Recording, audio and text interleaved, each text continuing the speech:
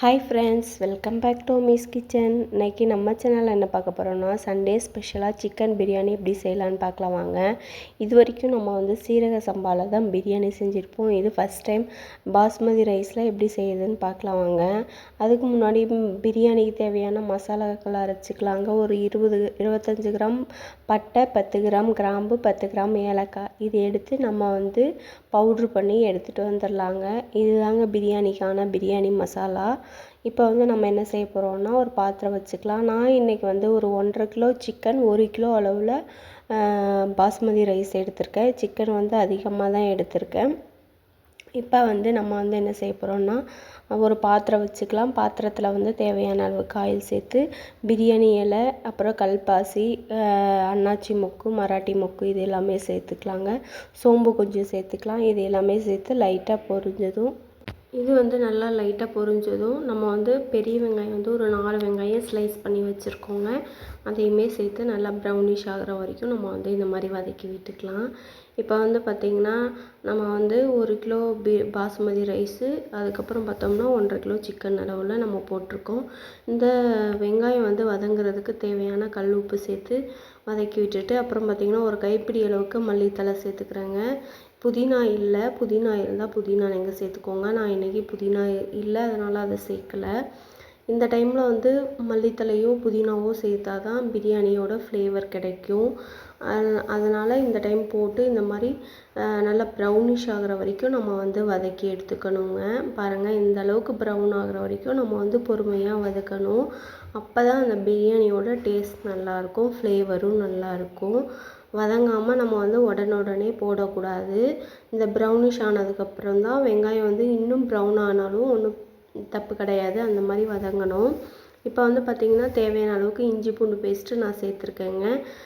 அதையும் ஒரு வதக்கிட்டு அதுக்கப்புறம் பார்த்திங்கன்னா 1 டேபிள் ஸ்பூன் அளவுக்கு தனி மிளகாய் தூள் சேர்த்துருக்கேங்க. இது நான் பிரியாணி கலர் எதுவும் சேர்க்கறதில்ல, அதனால் எப்போவுமே தனி மிளகாய் தூள் தான் சேர்ப்பேன். இந்த மாதிரி ஆயிலே சேர்த்திங்கன்னா அதுவே பிரியாணிக்கு ஒரு கலர் கொடுக்கும்.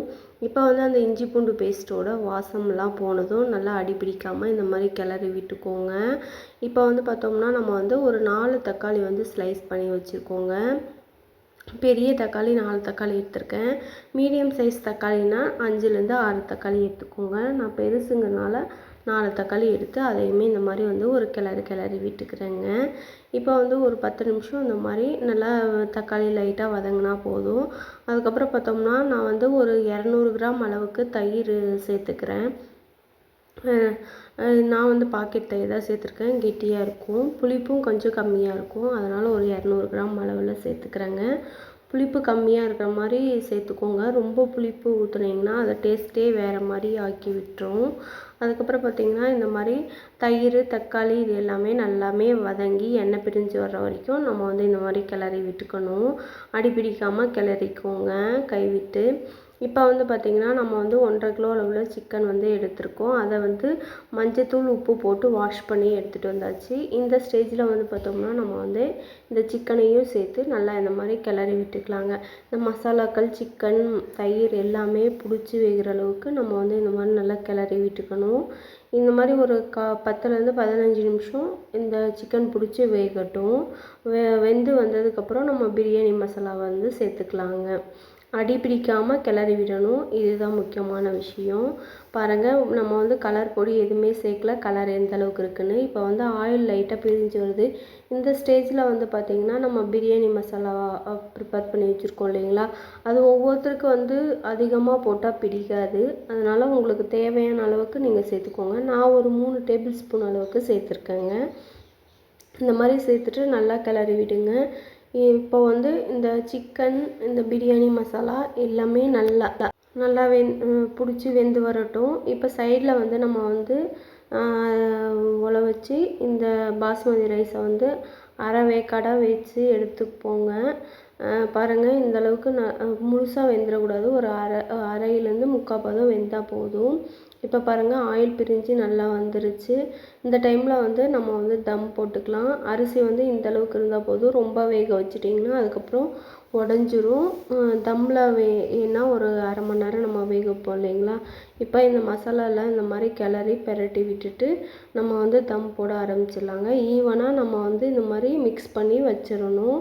இப்போ அடியில் வந்து ஒரு தோசைக்கல் வச்சுக்கலாம். பழைய தோசைக்கல் ஏதாவது இருந்துச்சுன்னா வச்சு அதை ஒரு 10 நிமிஷம் ஹீட் பண்ணிவிட்டு அது மேலே வந்து இதை தூக்கி வச்சுருங்க. தூக்கி வச்சுட்டு மேலே வெயிட் போட்டு இந்த மாதிரி வச்சுருங்க. இது வந்து ஒரு 1/2 hour நீங்கள் வந்து தம் போட்டிங்கன்னா போதும்.